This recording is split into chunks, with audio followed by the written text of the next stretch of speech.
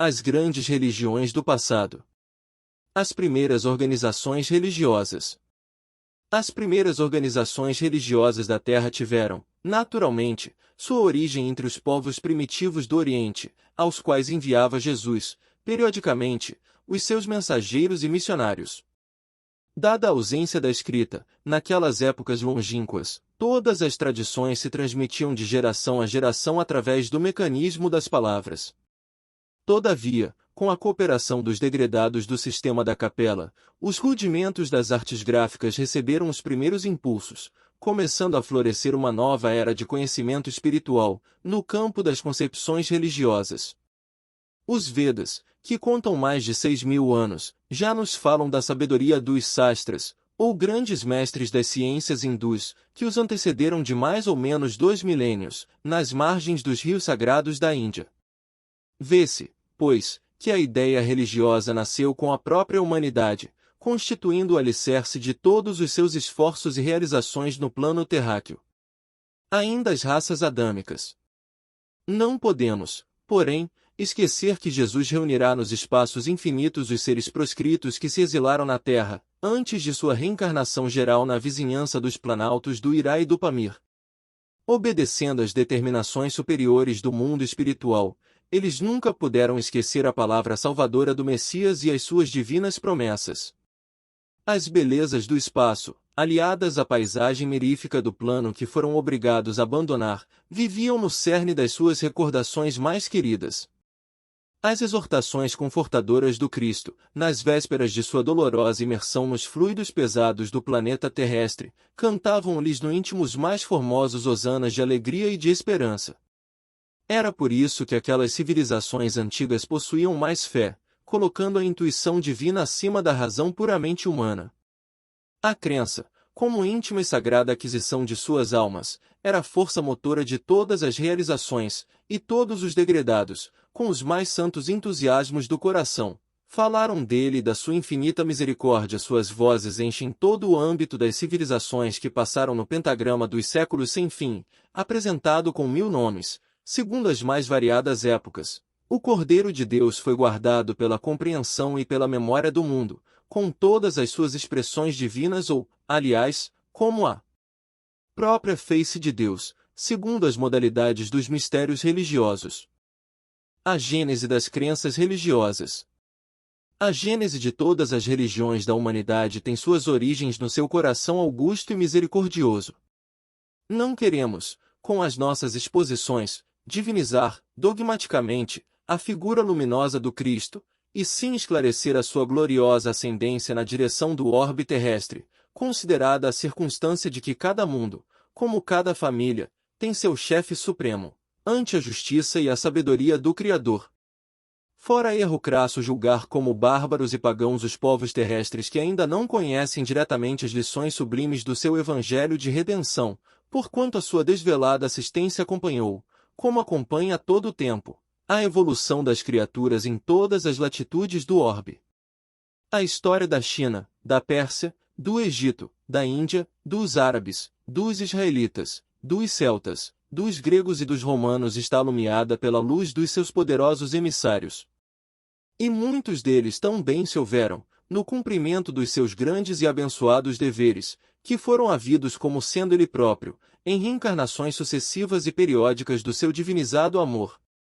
No Manava Dharma, encontramos a lição do Cristo, na China encontramos F.O.Hai, Lao Tse, Confúcio, nas crenças do Tibete, está a personalidade de Buda e no Pentateuco encontramos Moisés, no Alcorão vemos Maomé.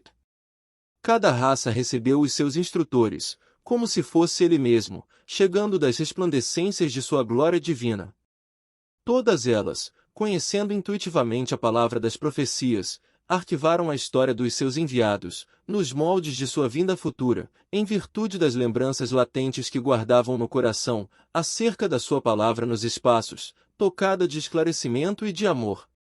A unidade substancial das religiões. A verdade é que todos os livros e tradições religiosas da antiguidade guardam, entre si, a mais estreita unidade substancial. As revelações evolucionam numa esfera gradativa de conhecimento. Todas se referem ao Deus impersonificável, que é a essência da vida de todo o universo, e no tradicionalismo de todas palpita a visão sublimada do Cristo, esperado em todos os pontos do globo. Os vários povos do mundo traziam de longe as suas concepções e as suas esperanças, sem falarmos das grandes coletividades que floresciam na América do Sul, então quase ligada à China pelas extensões da Lemúria, e da América do Norte, que se ligava à Atlântida. Não é, porém, nosso propósito estudar aqui outras questões que se não refiram à superioridade do Cristo e à ascendência do seu Evangelho, nestes apontamentos despretensiosos. Citando, porém, todos os povos antigos do planeta, somos compelidos a recordar, igualmente, as grandes civilizações pré-históricas, que desabrocharam e desapareceram no continente americano, de cujos cataclismos e arrasamentos ficaram ainda as expressões interessantes dos Incas e dos Aztecas, que, como todos os outros agrupamentos do mundo, receberam a palavra indireta do Senhor, na sua marcha coletiva através de augustos caminhos. As revelações gradativas. Até a palavra simples e pura do Cristo, a humanidade terrestre viveu etapas gradativas de conhecimento e de possibilidades, na senda das revelações espirituais. Os milênios, com as suas experiências consecutivas e dolorosas, prepararam os caminhos daquele que vinha, não somente com a sua palavra, mas, principalmente, com a sua exemplificação salvadora. Cada emissário trouxe uma das modalidades da grande lição de que foi teatro a região humilde da Galileia. É por esse motivo que numerosas coletividades asiáticas não conhecem a lição direta do Mestre, mas sabem do conteúdo da sua palavra, em virtude das próprias revelações do seu ambiente. E, se a Boa Nova não se dilatou no curso dos tempos, pelas estradas dos povos, e que os pretensos missionários do Cristo, nos séculos posteriores aos seus ensinos, não souberam cultivar a flor da vida e da verdade, do amor e da esperança, que os seus exemplos haviam implantado no mundo, abafando-a nos templos de uma falsa religiosidade, ou encarcerando-a no silêncio dos claustros, a planta maravilhosa do Evangelho foi sacrificada no seu desenvolvimento e contrariada nos seus mais lídimos objetivos. Preparação do cristianismo. As lições da Palestina foram, desse modo, precedidas de laboriosa e longa preparação na intimidade dos milênios. Os sacerdotes de todas as grandes religiões do passado supuseram, nos seus mestres e nos seus mais altos iniciados, a personalidade do Senhor, mas temos de convir que Jesus foi inconfundível. À luz significativa da história, observamos muitas vezes, nos seus auxiliares ou instrumentos humanos, as características das vulgaridades terrestres. Alguns foram ditadores de consciências, enérgicos e ferozes no sentido de manter e fomentar a fé, outros, traídos em suas forças e desprezando os compromissos sagrados com o Salvador, longe de serem instrumentos do Divino Mestre, abusaram da própria liberdade, dando ouvidos às forças subversivas da treva, prejudicando a harmonia geral. O Cristo inconfundível. Mas Jesus assinala a sua passagem pela terra com o selo constante da mais augusta caridade e do mais abnegado amor. Suas parábolas e advertências estão impregnadas do perfume das verdades eternas e gloriosas. A manjedoura e o Calvário são lições maravilhosas, cujas claridades iluminam os caminhos milenários da humanidade inteira, e sobretudo seus exemplos e atos constituem um roteiro de todas as grandiosas finalidades, no aperfeiçoamento da vida terrestre. Com esses elementos, fez uma revolução espiritual que permanece no globo há 2 milênios. Respeitando as leis do mundo, aludindo à efígie de César, ensinou as criaturas humanas a se elevarem para Deus, na dilatada compreensão das mais santas verdades da vida. Remodelou todos os conceitos da vida social, exemplificando a mais pura fraternidade. Cumprindo a lei antiga, encheu-lhe o organismo de tolerância, de piedade e de amor, com as suas lições na praça pública, em frente das criaturas desregradas e infelizes, e somente ele ensinou: amai-vos uns aos outros, vivendo a situação de quem sabia cumpri-lo. Os espíritos incapacitados de o compreender podem alegar que as suas fórmulas verbais eram antigas e conhecidas, mas ninguém poderá contestar que a sua exemplificação foi única, até agora, na face da terra.